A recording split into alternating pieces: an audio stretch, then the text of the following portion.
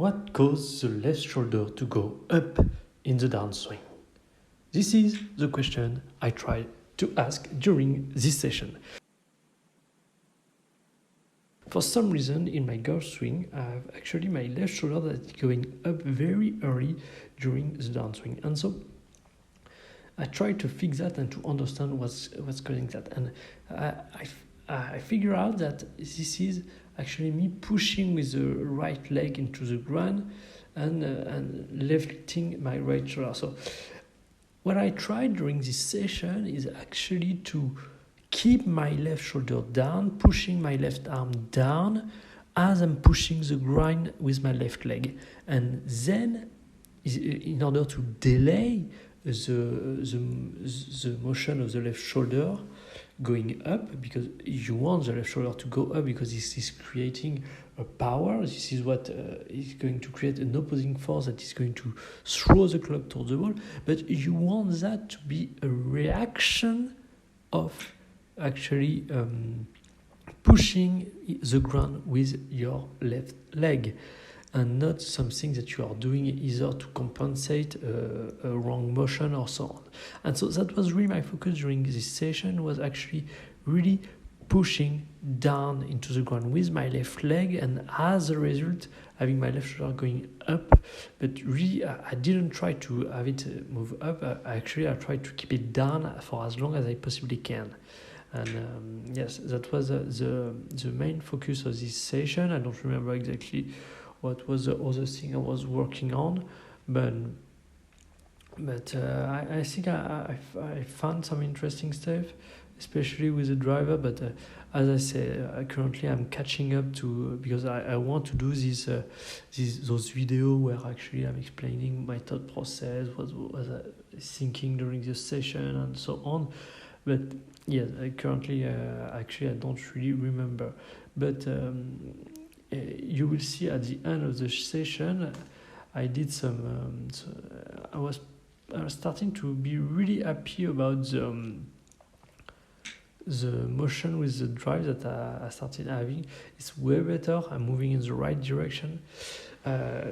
Generally, you see when I put the camera in face-on view like this is generally because I want to. I'm satisfied with the downline view, which is really rare, but I'm satisfied. But and so I don't find any clue down the line in order to me to progress towards the ideal swing I want. And so really having this front view, I'm only using it sometimes because the main key for me is the down the line view. I want it to be perfect, but at some point I need to go to the face on view. This is basically 80% of the time I'm focusing on the down the line, but 20% I need to be focusing on the front view, because this is where you see exactly how I'm building the lag, what are the key elements that actually I'm doing right or wrong in order to generate power and accuracy also.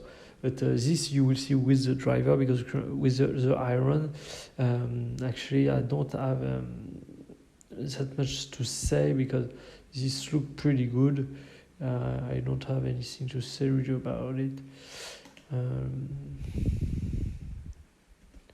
No, that looks good. I still keep losing lag a little bit too early. This is something. I don't know if it's just the fact. I mean, I think that's the answer. The truth is always nuance. There is not one answer. Probably I'm doing a lot of things wrong, and having my left shoulder going up is one of those things. So I need to fix that, then looking at what's the modification and how it's going to help me, then find the next thing I need to work on. This is a big truth that I come to be in peace with, is the fact that there will always be something else to work on, always.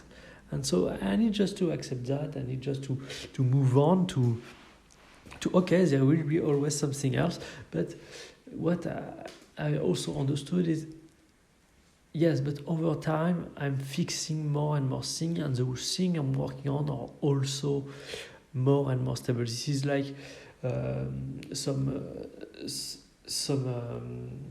ondulation which are pretty big, where you are gravitating towards the ID swing you want, and you are going way over in one side, way over in the other side, and you're trying. And as time goes on, you are oscillating closer and closer and closer to your ID, but there will always be some ondulation, some variation into what you are doing, but those variations are going to be smaller and smaller over time. So this is what I understand, and that's true. Currently, I'm oscillating more and more in the same direction, and the modification, I still make them, but they are more subtle, and therefore, because they are more subtle, they are less impacting my ability to perform. Where in the past, each time I was making a change, working on something, boom, everything was, I wasn't just able to perform because my whole nervous system had to adapt.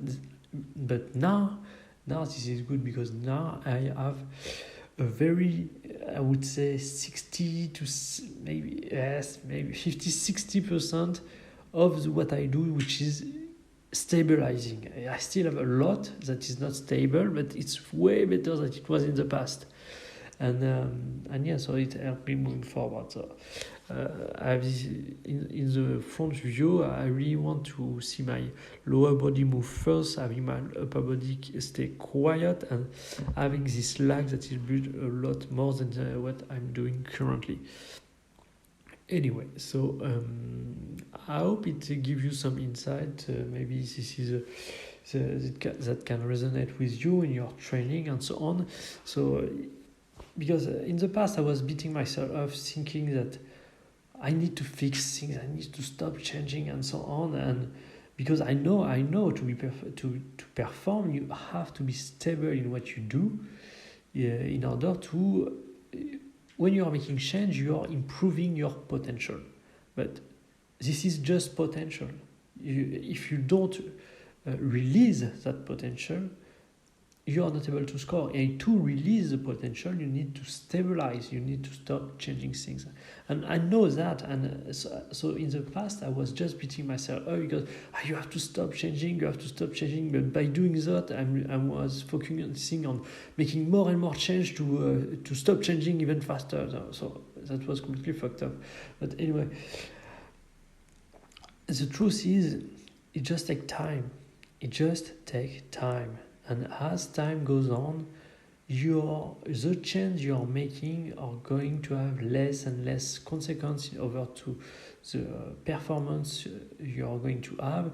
You are going to be more and more stable, and the change are going to be more and more subtle, and therefore you are going to be able to go on the golf course and perform even though you are making change. And this is really I think since I passed the 50% mark in the change, now I'm more stable than I am unstable, and therefore I'm not able to currently score as good as I want, but I'm not scoring very bad now. I'm pretty consistent, so that I'm way better. I have way higher consistency than I ever had in the past. And that's really important. That's the main point, because as I will fix everything, then currently for me it's easy to score between +5 and +10.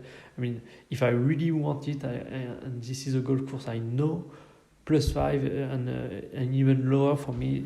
Now it's pretty easy to do if I really want it, because most of the golf course I'm showing actually on the channel is a primarily golf course either I never been or I've been but a very long time.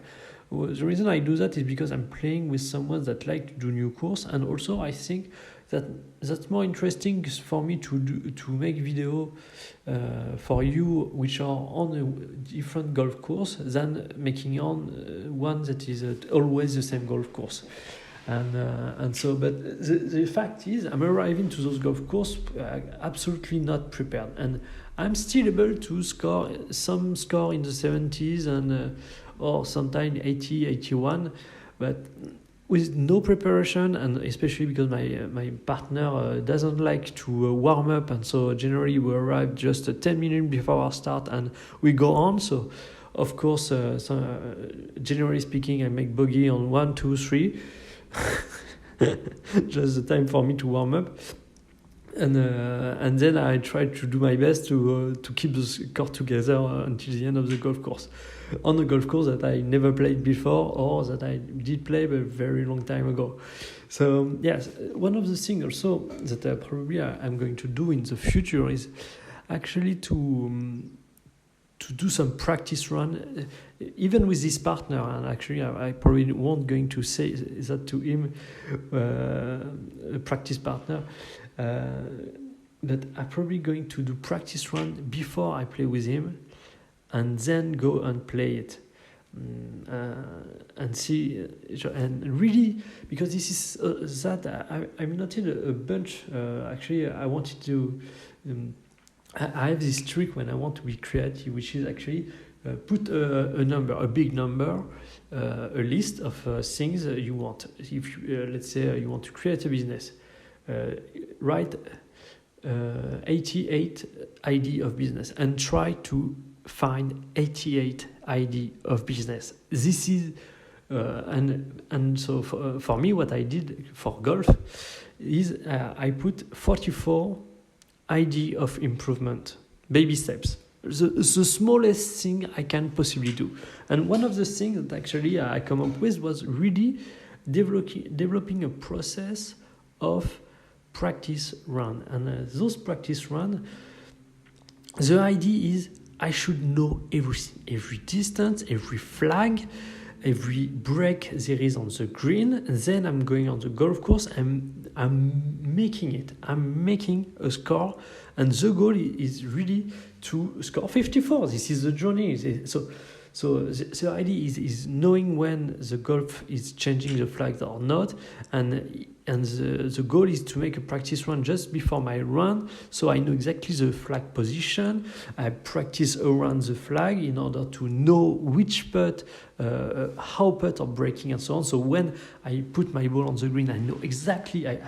This is not a guessing game. I know what I have to do, and really, because this is that professional golfers, this is what they are doing.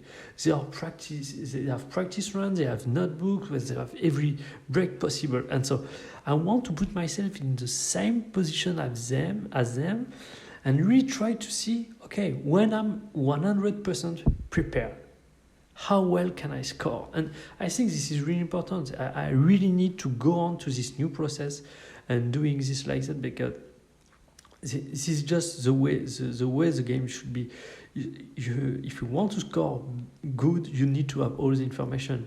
And those information, as I said, that's the flag position, that also the distance from the tee on the fairway, from where you want to hit the ball towards the green. So so of course during the practice run you are moving towards the green, but then at home this is probably something that you need to do and I need to do, which is going back, thinking back. Okay, the flag was here. Then where should I be on the fairway in order to hit a good shot to the flag? Okay, this is the ideal spot on the fairway. Then okay, you have this ideal spot. How long it is from the tee to this ideal spot?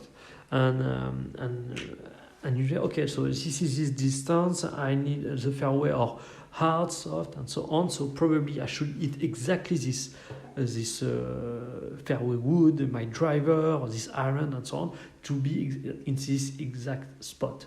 And this is how you build a game plan. And this is what I'm lacking currently.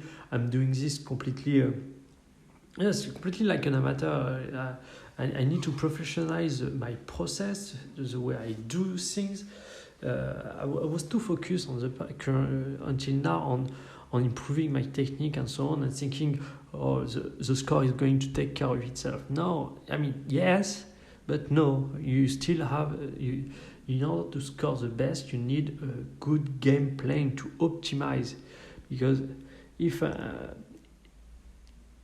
you're just driving things around, the golf is just the golf game. It's just much more complex than that. This is a naive way to go about it. To think that if you are just hitting good shots, the score is going to take care of itself. Absolutely not. Maybe on very easy golf course, but the tougher the golf course, the tougher is going to be to get by with that. Anyway, so yes.